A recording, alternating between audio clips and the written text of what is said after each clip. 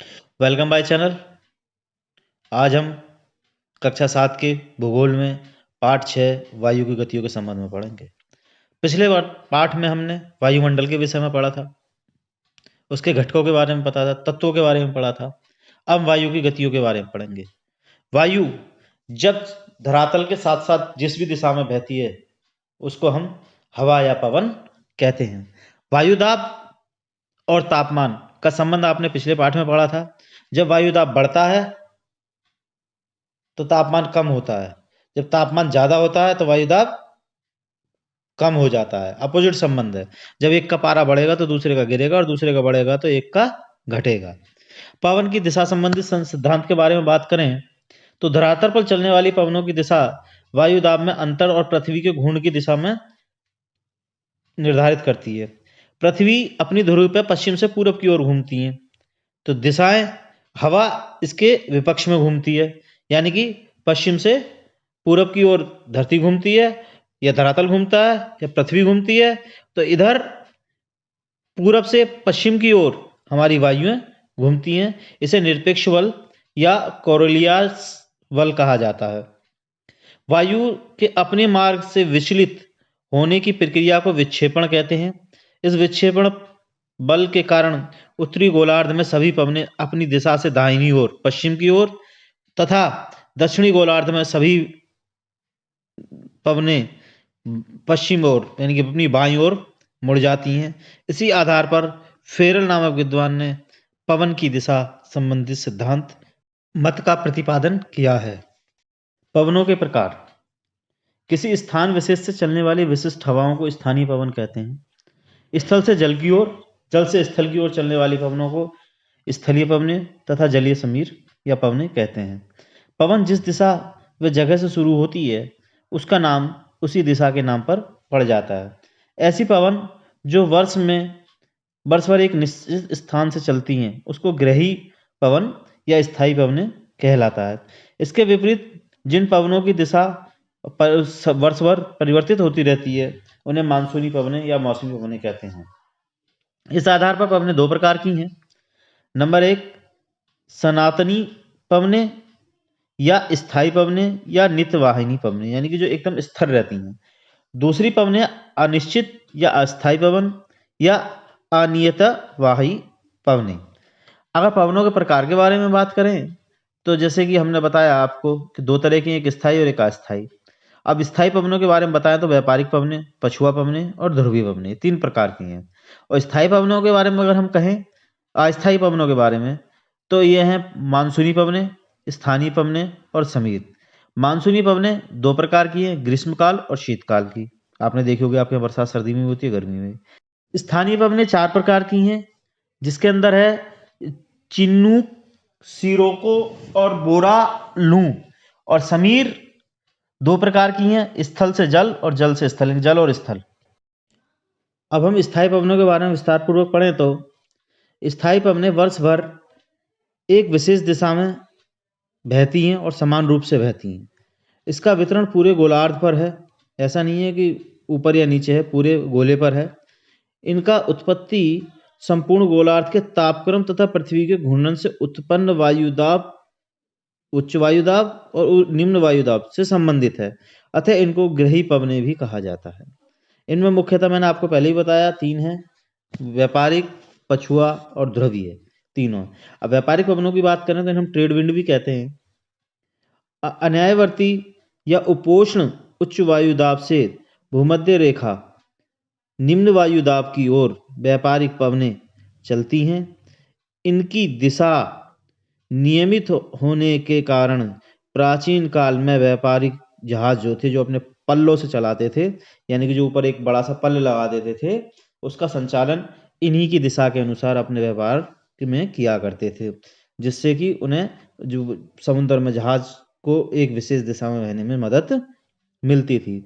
Feral के अनुसार उत्तरी गोलार्ध में इनकी दिशा उत्तर पूर्व से दक्षिण पूर्व तथा दक्षिणी गोलार्ध में इनकी दिशा दक्षिण पूर्व से उत्तर पश्चिम की ओर होती है। अब इसके बाद हम पछुआ पवनों की बात करें तो जिनसे हमारे यहाँ सर्दियों में बरसात भी होती है। उपोष्ण उच्च वायुदाब के उपध्रुवीय निम्न वायुदाब के बीच दोनों गोलार्धों में चलने वाली अस्थायी पवन को पछुआ पवन कहते हैं। इनकी दिशा उत्तरी गोलार्ध में दक्षिण पश्चिम से उत्तर पूर्व दिशा की उत्तर पूर्व तथा दक्षिणी गोलार्ध में उत्तर पश्चिम से दक्षिण पूर्व की ओर होती है। उधर उत्तर पूर्व है ऊपर वाले में और नीचे वाले गोलार्ध में दक्षिण पूर्व की ओर है। दोनों चलते जो हैं पश्चिम की ओर से ही हैं, इसलिए हम पश्चिमी पवने कहते हैं या पछुआ पवने कहते हैं। अब है ध्रुवीय पवने। ध्रुवीय पवनों में आपने देखा होगा ध्रुवों पर 60 से 65 डिग्री अक्षांशों के मध्य दोनों ओर उत्तरी गोलार्ध में भी दक्षिणी गोलार्ध में भी कम वायु दाब मिलता है। इसे शीतोष्ण कटिबंधीय निम्न दाब पेटी भी कहते हैं। ध्रुवों पर अत्यधिक शीत के कारण उच्च वायु दाब साल भर बना रहता है। ध्रुवीय उच्च वायु दाब से शीतोष्ण उपध्रुवीय निम्न वायु दाब की ओर जो पवनें चलती हैं उन्हें हम ध्रुवीय पवनें कहते हैं। इस प्रकार से हमारी स्थायी पवनें थी। अब अस्थायी पवनों के बारे में हम बात करेंगे। तो इसमें सबसे पहले हमारी आती हैं मानसूनी पवनें। अस्थायी पवनें मानसून इसलिए क्योंकि ये 6 महीने पूरब से और 6 महीने पश्चिम से, यानी कि आगे पीछे आगे बढ़ते पीछे बढ़ते मानसून, जैसे मैंने आपको पहले भी पढ़ा चुका हूँ 6ठी क्लास में। मानसूनी पवनें, मानसून शब्द का प्रयोग हम हमेशा करते हैं वर्ष भर वर्षा ऋतु के लिए हम करते हैं कि मानसून आ गया यानी कि बरसात आ गई। एशिया महाद्वीप में ग्रीष्म और शीत ऋतु में तापमानों में भारी विषमता पाई जाती है, और जब तापमानों में विषमता है तो वायुदाब में भी भारी विषमता पाई जाएगी।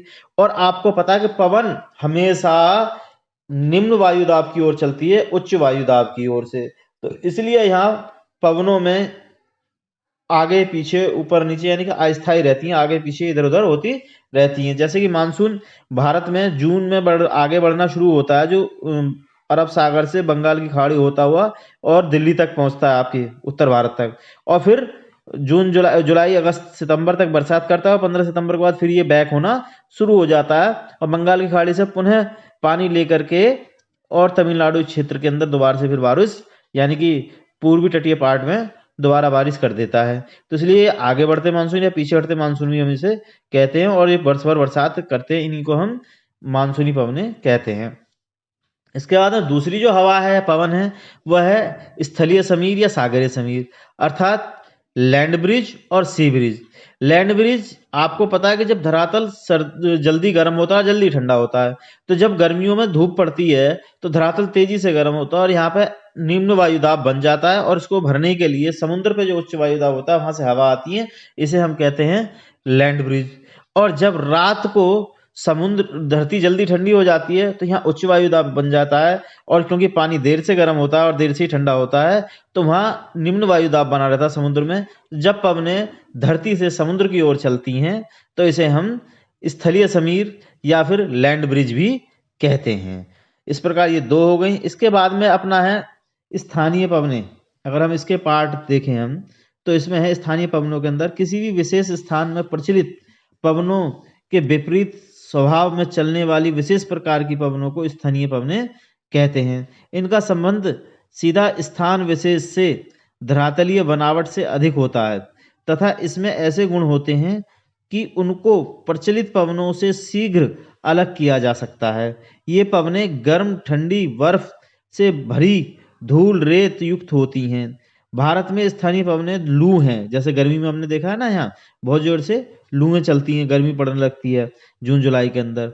और विश्व में अगर प्रमुख पवनों को देखें तो चिनूक अमेरिका के अंदर, सिरिको इटली के अंदर, हरम टट्टन सहारा मरुस्थल के अंदर, बोरा एजिटेट सागर मिलिट्रल स्पेन तथा फ्रांस में, ब्लिज्ड कनाडा तथा साइबेरिया क्षेत्र के अंदर मिलती है।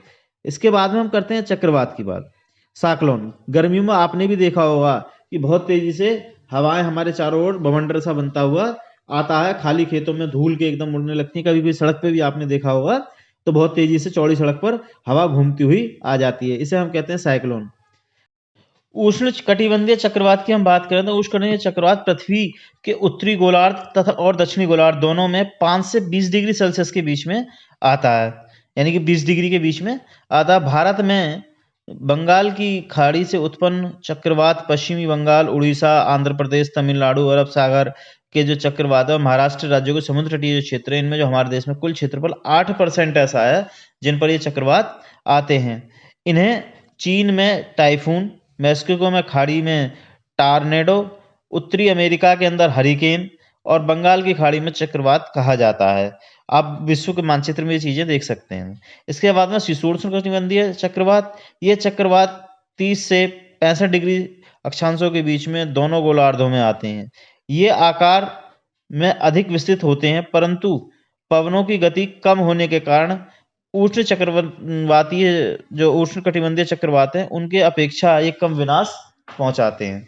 और चक्रवातीय से बचने का अगर हम आपको उपाय बताएं तो सबसे बड़ा यही है कि समुद्र में जितने भी हमारे मछुआरे गए उनको संचार माध्यम से सूचित कर दिया जाए कि वो ना पकड़ें मछलियों को, और चक्रवात के समय हम अपने घरों में और नदियों में इन सब से दूर हो जाएं, नदियों से और इन सब चीज़ों से समुद्र के तट से दूर हो जाएं।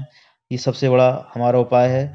और चक्रवात आने पर मकानों के ऊपर टीन शेड उखड़ जाते हैं, अतः खिड़की दरवाजे बंद करके भीतर ही रहें, बाहर ना निकलें। चक्रवात के कारण टूटे फूटे पुल, पवन, पेड़ इत्यादि जो हैं नाजुक खंभे वगैरह से दूर रहें, बाढ़ के पानी में ना जाएं, जहरीले जीव जंतु से सावधान रहें। यही है। इसके बाद में अगला है एंटी चक्रवात। जैसे कि चक्रवात के अंदर मैंने आपको बताया कि बाहरी किनारों से हवा अंदर की ओर जाती है, और यानी कि अंदर निम्न वायु दाब होता है और बाहर उच्च वायु दाब।